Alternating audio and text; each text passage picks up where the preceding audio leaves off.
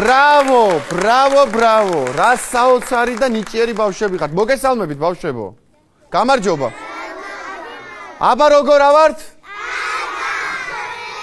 მეც კარგად ავარ, დიდი მადლობა თან ესეთი საოცარი სტუმრები რო გვყავს, კიდევ უფრო კარგ განწყობაზე ვარ და დიდი მადლობა რომ დღეს ჩვენთან ხართ.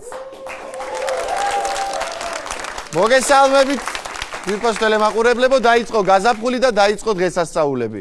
3 მარტი დედის დღეა. გილოცავთ დედის დღეს. რა თქმა უნდა.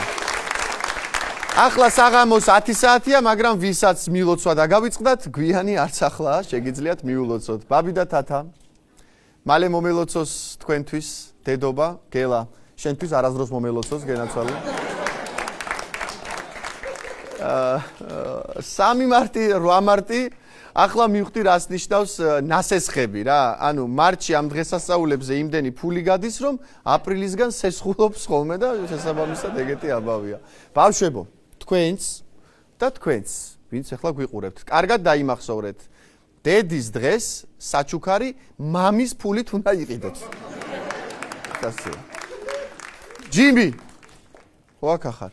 დედების დღეა და მაინტერესებს ესეთი რამ, ეს ახალი მანქანა შენთვის რატომ იყიდე?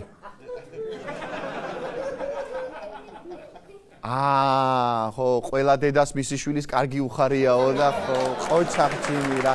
აი, ჩემო ძვირფასო დედა. ვიმართავ ახლა დედაჩემს. ვიცი რომ გვიყურებ. ეს დღე განსაკუთრებული დღეა ჩემთვის, რადგან ეს არის შესანიშნავი შესაძლებლობა გამოვხატო ჩემი უღრმესი მადლიერება იმ უსაზღრო სიყვარულისა და მზრუნველობისათვის, რომელსაც ყოველთვის მიწევდი და დღესაც მიწევ. ეს ახლა რომელ სუნამოს არ ჯობს დედა? ხო ყველას ჯობს, არა? ისე ჩემი აზრით ყოველი დღე დედისაა. უბრალოდ სადაა ეხა ყოველ დღე ყვავილების საშუალება და ავარჩიეთ ესე 3 მარტი. დედის დღეს სასურველია სუფრაზე გვედოს გამოძახებული საჭმელი. ნუ ამ დღეს მაინც რომ დავასვენოთ რა, დედები ხო ხვდებით ეგ ამბავია. მოკლედ, მადლობა დედა ყველაფრისთვის და იმისთვისაც მადლობა რომ სუფლიორზედ გახარ და წაკითხოს მეხმარები. ჩვენ შოუს კი მუსიკალურად აფორმებს ბენდი დედის გულის ვარდი გელა გნოლიძის ხელმძღვანელობით, კი ბატონო.